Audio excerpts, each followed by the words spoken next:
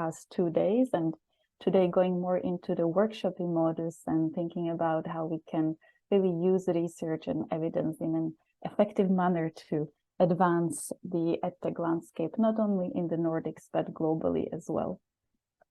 So my name is Natalia Ingebretsen-Kuchirkova. I work as a research professor at the University of Stavanger in Norway. And I wear 2 hats. My one hat is the academic hat, in the sense that I work as a researcher, really looking into the power of EdTech in influencing children's outcomes in learning, play, and different possible influences that EdTech can have on them. And at the same time, I'm also working as WiKIT CEO, so I'm leading a network of researchers who work together with various EdTech companies, really to move the needle in evidence-based approaches. In WiKIT, we work with various EdTech companies. We started in the Nordics, but now we have grown, so we are including various other EdTech companies in our portfolio. And, you know, when we say evidence, we sort of tend to assume that everyone knows what it means, but actually it's quite useful to take a moment, especially for today, so that we frame the discussion by specifying what we mean by evidence. So when it comes to EdTech evidence, we do mean research that has been obtained through rigorous testing, where we can look at what is happening when children or older users engage with technologies. We want to know what works best for which types of learners in which environments, and asking these very specific questions is crucial for evidence building. Of course, and you'll hear also today from Michael and others, that teachers' perspectives when it comes to EdTech use are essential and vital.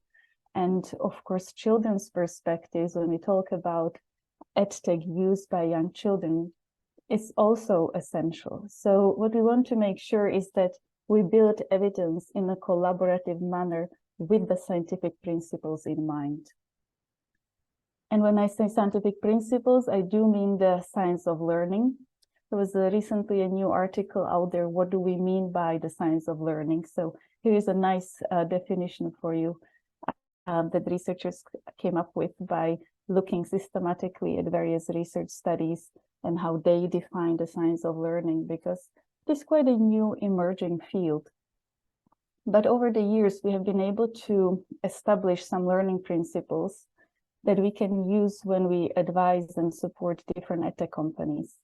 So on this little image, you can see when we as researchers work with EdTech companies, it's often about small changes to the design that can actually have a powerful impact on children's learning. So I myself have done some work with EdTech companies looking at children's literacy. And what we have seen was that if you make some small changes to the hotspots or the way that children listen to the story, that can actually have a meaningful difference when we then look at learning outcomes in reading comprehension or vocabulary development.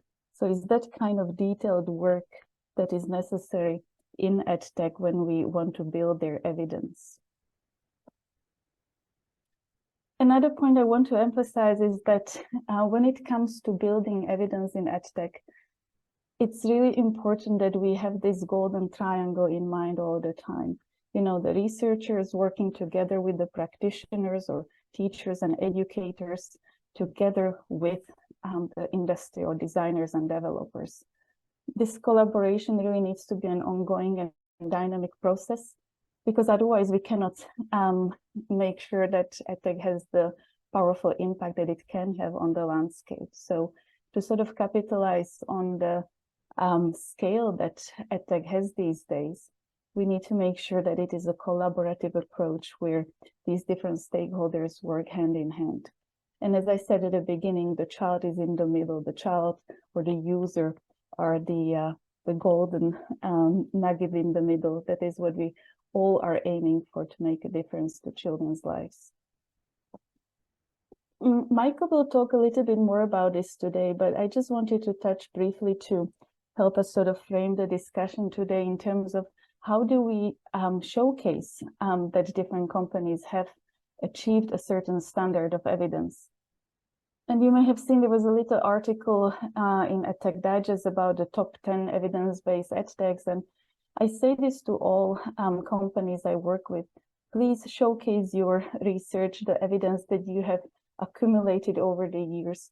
There are many ways of doing that. A very simple way is to just have a research website or a web page within your website where there's a little tab that shows the research that has been done with your technology or directly on your technology. That is what each company can do. And then there are also external websites that can collect the evidence that has been done on different companies and compare them so that users get transparent overview of what is happening. In WiKIT, we have done a little review of the different standards of evidence that exist in the landscape. And I just wanted to show this visual because we'll have some time today to go into breakout rooms and discuss the different standards that exist out there. And you may be familiar with that in US, there are the ESA standards of evidence that are split into 4 different tiers, where you can basically see how evidence is built over time and with more and more accumulating studies. And the rigor tends to be higher as you're moving across the tiers. So whereas the lowest level, the tier 4, is about basically demonstrating a rationale that you have a good logic model and theory of change, you are then moving towards experimental studies where participants are randomly allocated to groups so that we can really see at causal evidence. Is it really a difference that your technology is causing to children's learning, or is it more a relationship, a correlation, which in this case would count as a lower standard of evidence? And there is some synergy across these different international standards. In Australia, they have the ARO standards of evidence. EU is developing their own standards, and World Bank and UNICEF have also came together and sort of proposed a framework. So there are different standards and different frameworks out there that tend to have some synergies across them. So I'll encourage you to think about these different frameworks with open mind and think about, okay, where do I sit with my specific technology? Where would we place our evidence? And what is important in all these discussions is that it is a standard that is agreed collectively. So very often we recommend that you should be displaying your evidence standard that has been independently verified by researchers so that there is some consensus and parity in the field. And these are the 5 E's that we have proposed as colleagues when we're thinking about, okay, when we think about the synergies across these different standards, what will be the different buckets or verticals, how we would define it. And it is very much about efficacy, so the causal evidence that you might demonstrate, effectiveness, looking at what works for teachers and educators in classrooms, equity, so making sure that you cater for all children and diversity and inclusivity are taken into account, ethics, so the use of personal data in a secure and safe manner, and of course environment. We mustn't forget that EdTech is part of this bigger landscape, and issues of climate change do impact also our learners and the way that EdTech is produced. So having in mind all these 5 E's as you're building your technology is very important. When we talk about the 5 E's and how we can sort of nurture a new generation of EdTech in the market, we tend to talk about something that basically we call a scientific mindset or an evidence mindset. And what we mean by that is that we would like to see more EdTech founders to adopt the perspective on research that is, I would say, like more open-ended perspective towards research. Research is an ongoing cycle. you cannot really think that once you get a research study done, you get a seal of approval and you are done. Because research is a dialogue, it's an inquiry. We are constantly curious to know what is happening and testing and looking at possibilities.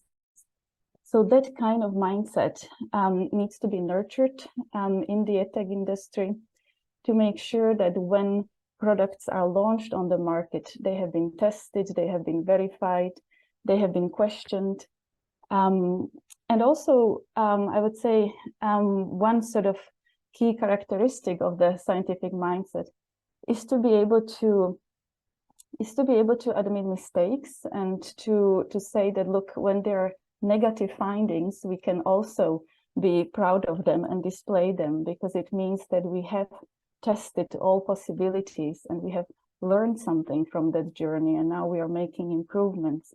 So I'm always a bit skeptical when someone comes to me and says that they have only had positive results and there was no negative findings. So it's very common to see how things work, but also how things don't work.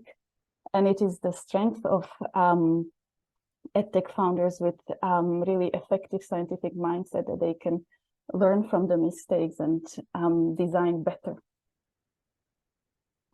If you're interested in this, we have some sort of conversation cards that we use with various CEOs and EdTech founders at our workshops, where we sort of curate this mindset by asking questions of each other and want to promote the mindset as a reflection exercise, you know, because this is something that you can be nurturing within your team, with your team members, but it's also something that each one of us can be asking and, you know, being in this constant cycle of self-reflection. What am I doing to make sure that we are growing, we are testing, we are looking at the positives and negative sides, and how am I influencing the specific children in this specific classroom, for example. So the questions are phrased around the 5 E's. So you find also some questions around the environment there and efficacy, effectiveness, so that this becomes part of the DNA of the new generation of EdTech. That is what we would love to see in the field. And I do think that it's moving that direction. The pandemic sort of showed us how important it is to have high quality research-based EdTechs for our children. So I feel that now the evidence movement has been really amplified. So to sort of wrap up this short intro, when you think about evidence, it can be a bit overwhelming because there are so many different types of evidence studies that you can run, different types of research. So we often use this visual to sort of simplify it, even though it's still quite a busy slide.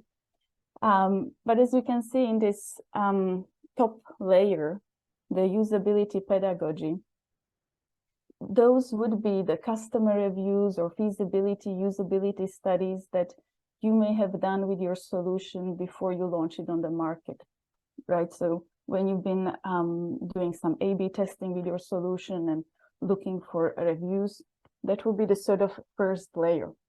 And this also, by the way, maps on the different international standards out there. So it's an attempt to bring this all together so that it makes better sense. Then the conceptual layer in the sort of dark blue here, those would be pieces of research you may have done internally or had it verified externally.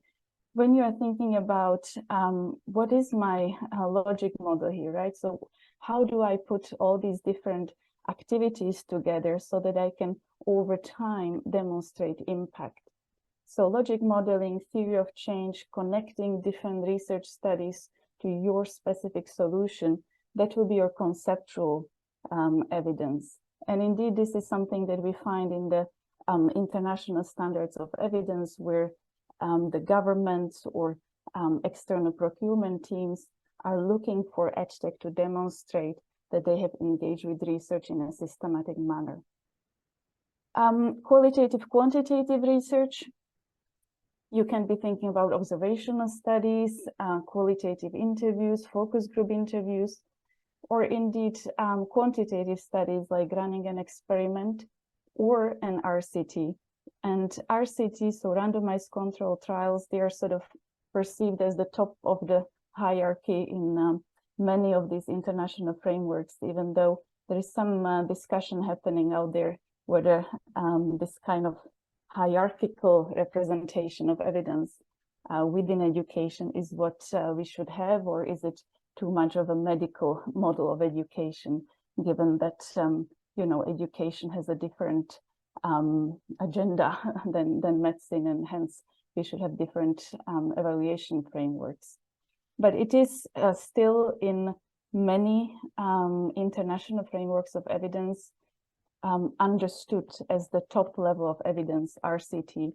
And hence, when it comes to validation studies, which is shown with this little yellow arc, those are the studies that are most expensive to conduct. They are the studies that take very long time. We talk about 1 year, 2 years. You need to really randomly allocate participants, have many participants. So those kinds of studies are rare, and there are not so many EdTech companies that have them.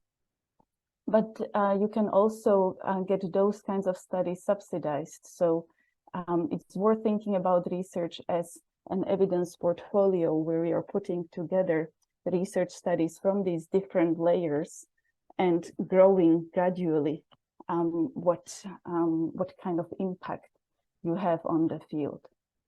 So it is something that is a journey and an ongoing process with, as I say, different pieces coming together within an evidence portfolio of a company. But it is also something that needs collaboration with different stakeholders and different funders. So think about it as something that you cannot do on your own, but through various grant systems, perhaps philanthropic funding, perhaps some internal funding, you can pull together quite a comprehensive evidence portfolio over time. In WiKIT, we have EdTech experts who can provide some mentorship or coaching if needed. These experts are available for mentoring on the aspect of social and learning impact. So they're specifically trained people who have worked in this space for many years and who can provide some advice as and when needed. And one of the lovely EdTech experts we have is also Olaf Schäver. Olaf, I hope that you have connected and you can take over before I say goodbye and thank you from me. I'll be joining for the breakout rooms after Michael, which I look forward to. But first, you should hear from Olaf and his take on the learning sciences.